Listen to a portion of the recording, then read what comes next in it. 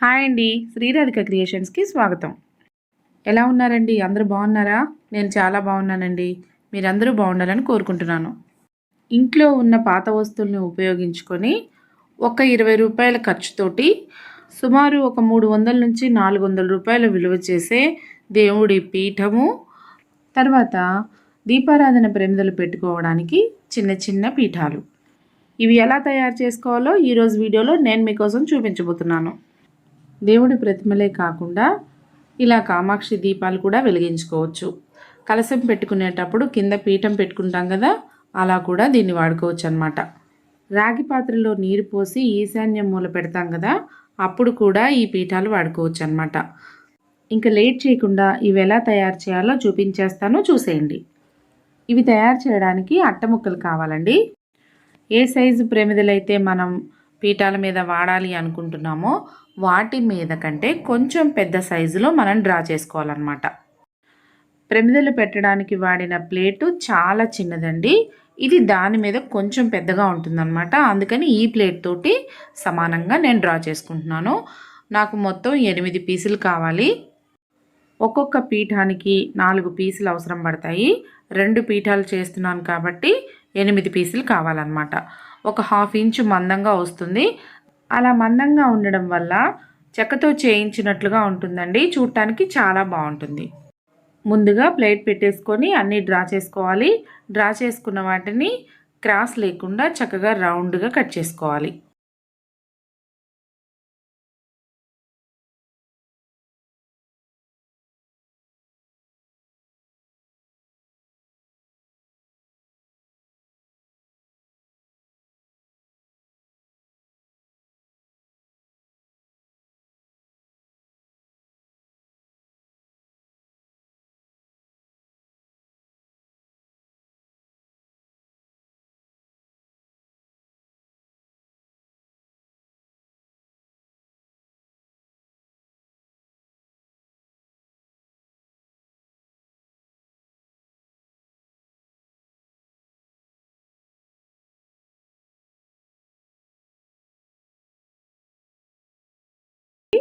ఇలా 8 పీసులు కట్ చేసుకున్నానండి. ఇలా కట్ చేసిన అట్ట ముక్కలకి గ్లూ అప్లై చేసుకోవాలండి. ఈ రౌండ్గా కట్ చేసుకున్న అట్ట ముక్క పైన ఇంకొక రౌండ్ అట్ట ముక్కను అంటించుకోవాలి. గ్లూ తోటి కూడా చక్కగా అతుకుతాయండి, ఇబ్బంది ఏమీ లేదు. దీనిపైన మళ్ళీ ఇంకొక అట్ట ముక్క, మళ్ళీ గ్లూ అప్లై చేసుకొని మళ్ళీ ఇంకొక అట్ట ముక్క, మొత్తం 4 అట్ట ముక్కల్ని అంటించుకొని పక్కన పెట్టుకోవాలి. ఇంకొక దాన్ని కూడా ఇదే విధంగా అంటించుకోవాలన్నమాట.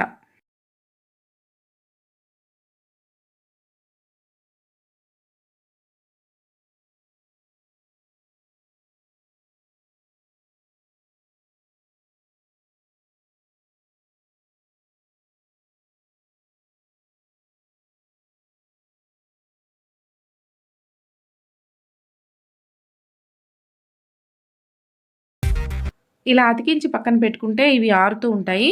ఈలోపు మనం వేరే పీసుల్ని కట్ చేసుకుందాం. అవి ఎలా చేసుకోవాలో చెప్తాను. ఇందాక మనం రౌండ్గా కట్ చేసిన తర్వాత మిగిలిపోయిన వేస్ట్ ముక్కలు ఉన్నాయి కదా, వాటిల్లోంచి ఎటువైపు చూసినా 1 ఇంచు ఉండే విధంగా చిన్న చిన్న స్క్వేర్ బిట్స్ని కట్ చేసుకోవాలి. ఇవి పీఠానికి కాళ్ళలాగా ఉపయోగపడతాయండి. ఒక్కొక్క కాలికి 4 ముక్కలు కావాలి. ఒక్కొక్క పీఠానికి 3 కాళ్ళు కావాలి. అంటే ఒక పీఠానికి 12 పీసులు కావాలి. 2 పీఠాలకి కలిపి మొత్తం 24 పీసులు కట్ చేసుకోవాలి.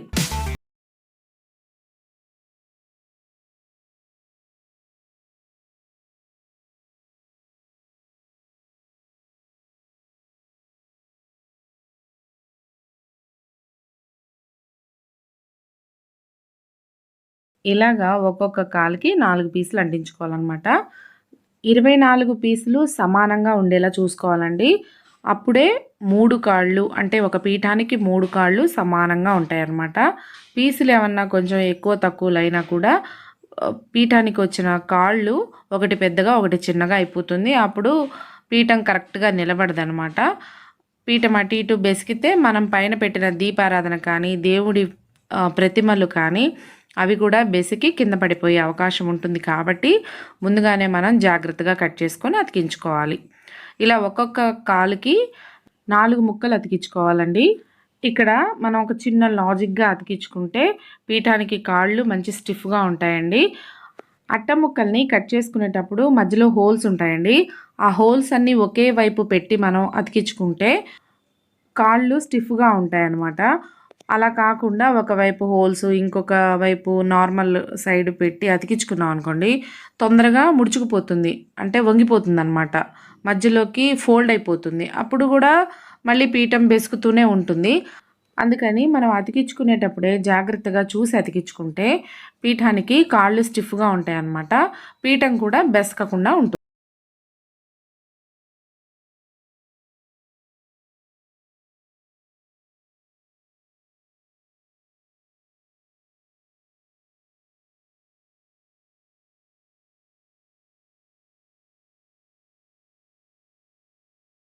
పీఠానికి కావలసిన కాళ్ళు తయారు చేసి పెట్టుకున్నాం.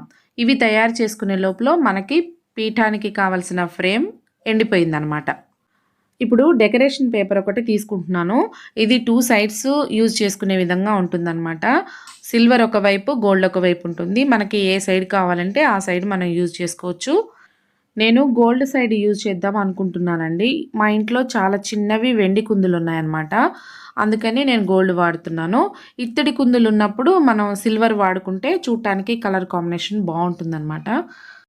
లేదంటే మనం ఇత్తడి కుందులకు కూడా గోల్డ్ వాడుకోవచ్చు.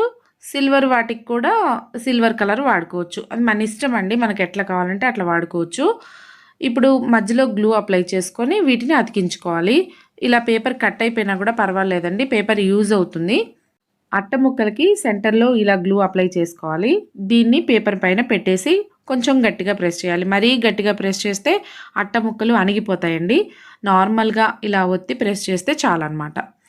ఇలా రెండిటిని విడివిడిగా అతికించుకొని పక్కన పెట్టుకోవాలి. ఇవి ఎండుతూ ఉంటాయి. ఈ లోపల కాళ్ళకి కూడా మనం పేపర్ కటింగ్ చేసుకుందాం. కాళ్ళకి కూడా గోల్డ్ కలర్ వైపు అంటించడం కోసం నేను పేపర్‌ని కట్ చేసుకుంటున్నాను. ఒక 1 ఇంచ్ కంటే ఎక్స్‌ట్రా 1 ½ ఇంచ్ తీసుకున్నాననమాట. ఎక్కువగా అవసరం లేదు.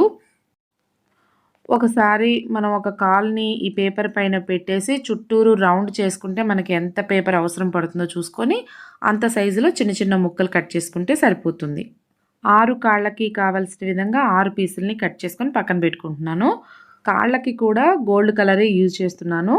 సిల్వర్ కలర్ వాడట్లేదనమాట. కావాలంటే మనకి టేస్ట్‌ని బట్టి మనం కాళ్ళకొక కలరు, ఫ్రేమ్‌కొక కలర్ కూడా యూజ్ చేయొచ్చు. సెంటర్‌లో ఇలా గ్లూ అప్లై చేసుకొని మధ్యలో ఇలా చెప్పాను కదా! హోల్స్ ఉన్న వైపు పైన కింద వచ్చేలాగా చూసుకొని హోల్స్‌ని బయటికి పెట్టుకొని ఇలా పేపర్‌ని చుట్టూరు ఫోల్డ్ చేసుకోవాలనమాట. కొంచెం టైట్‌గా ఇలా లాగి చుట్టుకోవాలి. గ్లూతో కూడా చక్కగా అతుకుతుందండి ఇది. కొంచెం గ్లూ ఎక్కువ పెట్టుకోవాలనమాట. ఇలా చుట్టేసుకున్న తర్వాత దీన్ని పక్కన పెట్టేసుకోవాలి. ఇలా మిగిలిన అన్ని కాళ్ళకి ఇలా పేపర్ తోటి అతికించి పక్కన పెట్టాలన్నమాట. ఈ లోపల ఇవి ఆరుతూ ఉంటాయి. మనం నెక్స్ట్ ప్రాసెస్‌లోకి వెళ్దాం. పీఠానికి అట్ట ముక్కలు అతికించి పక్కన పెట్టుకున్నాం కదా! ఇప్పుడు వాటి సంగతి చూద్దాం. వాటిని అతికించటానికి సైడ్స్ ఇలా కట్ చేసుకోవాలండి. ఇలా అట్ట ముక్క చుట్టూరు కట్ చేయాలండి. మరీ పెద్ద పెద్దగా కట్ చేయకూడదు. అంటే ఎక్కువ వెడల్పుతో కట్ చేయకూడదనమాట. ఒక 1/2 ఇంచ్ గ్యాప్‌లో కట్ చేస్తే మనం అతికించుకున్నప్పుడు నీట్‌గా వస్తుంది. మనం 4 పలకలుగా కట్ చేసాం కాబట్టి ఆ స్క్వేర్స్ దగ్గర కూడా కొంచెం రౌండ్‌గా కట్ చేసుకుంటే అతికించుకునేటప్పుడు ఈజీగా ఉంటుందనమాట. అట్ట ముక్కకి చుట్టూరా ఇలా గ్లూ అప్లై చేసుకోవాలండి. కొంచెం ఒత్తుగానే అప్లై చేసుకోవాలి. కట్ చేసిన పేపర్ ముక్కని ఇలా గ్లూ పైన అంటించుకోవాలి. మళ్ళీ దీనిపైన కొంచెం గ్లూ అప్లై చేసుకొని ఇంకొక పేపర్‌ని అంటించాలి. ఇలా గ్లూ అప్లై చేసుకుంటూ ఒక్కొక్క పేపరు అంటించుకోవాలన్నమాట.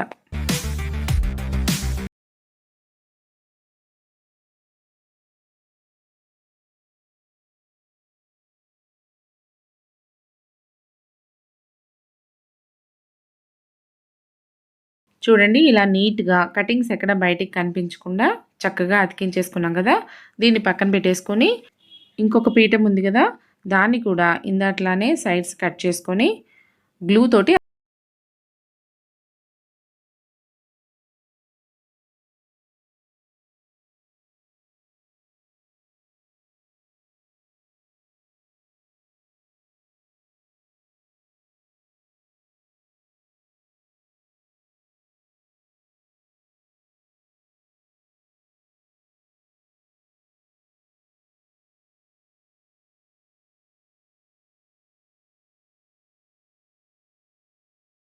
మొత్తం అతికించుకోవడం అయిపోయిందండి.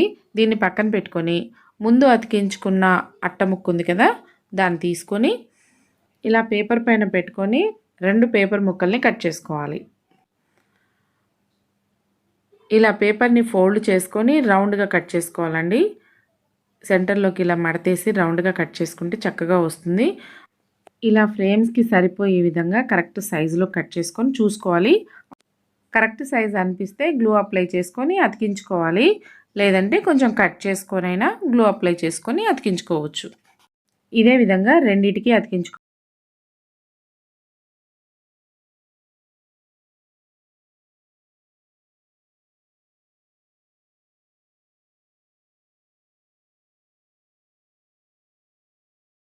పక్కన పెట్టేస్తే ఇవి ఎండుతూ ఉంటాయండి. ఈ లోపల వీటి కాళ్ళ సంగతి చూద్దాం. కాళ్ళ దగ్గర ఎక్స్ట్రా పేపర్ ఉన్న వైపు ఇలా సైడ్స్ వీ షేప్ వచ్చేలాగా కట్ చేసుకోవాలండి. ఇలా 4 వైపులా వీ షేప్ వచ్చేలాగా కట్ చేసుకోవాలన్నమాట. ఆ తర్వాత సెంటర్లో గ్లూ అప్లై చేసుకోవాలి. గ్లూ అప్లై చేసుకొని 4 వైపులా పేపర్ని ఫోల్డ్ చేయాలి. కొంచెం గట్టిగా ఫోల్డ్ చేయాలండి. అప్పుడే ముడతలు లేకుండా చాలా చక్కగా నీట్గా వస్తుందన్నమాట. ఇది పాలిథిన్ పేపర్లా ఉంటుందండి, సిల్కీగా ఉంటుందన్నమాట. నార్మల్ పేపర్ లాగా వెంటనే అతికించుకోవడానికి కుదరట్లేదు. అందుకనే ఒక పార్ట్ అతికించుకొని అవి ఎండిన తర్వాత ఇంకొక పార్ట్ అతికిస్తున్నాను.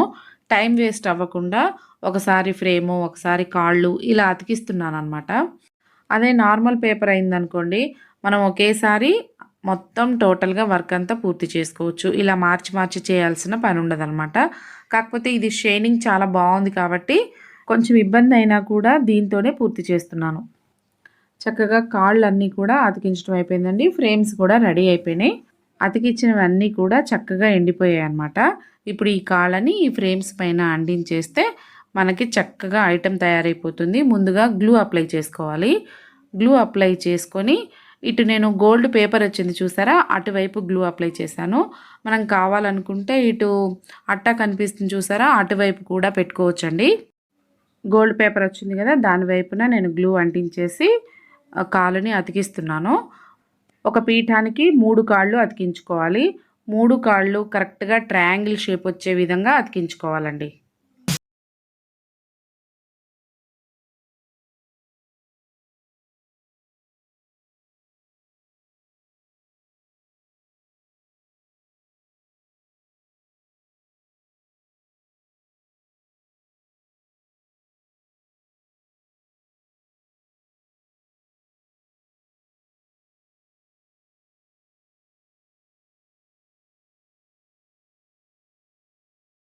కాళ్ళని అతికించడం పూర్తయిపోయిందండి.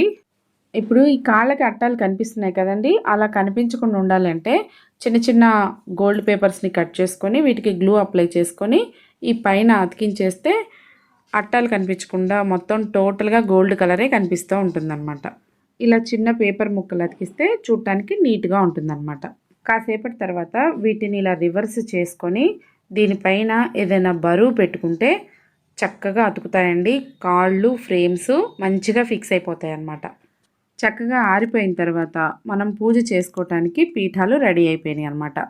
రౌండ్ షేప్లో ఉన్న పీఠాలని ఏ విధంగా అయితే తయారు చేసామో అదే విధంగా 4 పలకల షేప్లో ఉన్న స్క్వేర్ షేప్లో ఉన్న ఈ పీఠాన్ని కూడా అదే విధంగా తయారు చేసుకోవాలి. ఈ పీఠాలకి పాలిథిన్ పేపర్ వాడాం కాబట్టి గంధం బొట్లు పెడితే పాడైపోతుందేమో అని భయపడాల్సిన అవసరమే లేదండి. చక్కగా గంధం బొట్లు, కుంకుమ బొట్లు పెట్టుకోవచ్చు. ఇలా పీఠం పైన చక్కగా దేవుడి ప్రతిమలు పెట్టుకొని పూజ చేసుకోవచ్చు. దేవుడి ప్రతిమలే కాదండి, ఇలా కామాక్షి దీపాలు పెట్టుకోవచ్చు. చిన్న విగ్రహాలకి మనం ఇంట్లో అభిషేకం చేసుకుంటూ ఉంటాం కదా, అలా అభిషేకం చేసుకోవడానికి కూడా ఈ పీఠాలు వాడుకోవచ్చు. కలశం కింద పెట్టుకోవడానికి కూడా ఈ పీఠాలు వాడుకోవచ్చండి. ఈశాన్యం మూలన రాగి చెంబులో వాటర్ పోసి పెడతాం కదా, అప్పుడు కూడా ఈ పీఠం పెట్టుకొని దానిపైన చక్కగా రాగి చెంబు పెట్టుకుంటే మనం ఊడ్చుకున్నప్పుడు చీపురు తగలకుండా ఉంటుంది. పీఠం ఉంటుంది కదా కింద, కొంచెం హైట్లో ఉంటుందన్నమాట. చూడటానికి బాగుంటుంది. చక్కగా ముగ్గు వేసుకొని పెట్టుకోవచ్చు. తర్వాత చీపురు అలాంటివి కూడా తగలకుండా చక్కగా ఉంటుందన్నమాట. ఇదండి ఇవాల్టి వీడియో. ఈ వీడియో మీ అందరికీ నచ్చుతుందని అనుకుంటున్నాను. నచ్చితే లైక్ చేసి, షేర్ చేసి, సబ్స్క్రైబ్ చేయండి. పక్కనే ఉన్న బెల్ ఐకాన్ క్లిక్ చేసి ఆల్ నోటిఫికేషన్స్ నొక్కితే నా కొత్త వీడియోస్ అన్ని మీకు నోటిఫికేషన్స్లో అందుతాయి. అందరికంటే ముందుగా మీరే మిస్ అవ్వకుండా నా వీడియోస్ అన్ని చూడొచ్చు. మరొక మంచి వీడియోతో మీ ముందుకు వస్తాను. అప్పటి వరకు నా వీడియోస్ చూస్తూ ఉండండి. Thank you. బాయ్.